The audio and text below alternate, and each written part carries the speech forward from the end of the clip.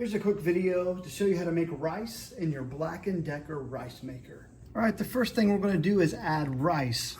Now it comes with this cup. It's really simple. You're just going to add as much rice as you need to. My family goes for about 3 cups. So we're going to add 3 cups of rice.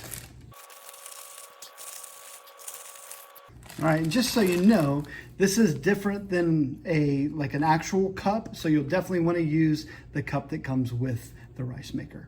The next step is to add water. Now, since we put 3 cups of rice in, we're going to fill the bowl to the line that is marked 3. If we'd have put 2 cups in, we'd fill to the line marked 2, and so on. Next, we're going to give it a quick stir.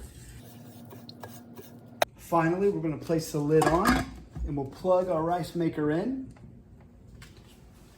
We'll go down here to this tab, and we're going to push it down, and we'll see cook light up. And in no time, we'll have some rice. I hope this video was helpful. If it was, give us a thumbs up.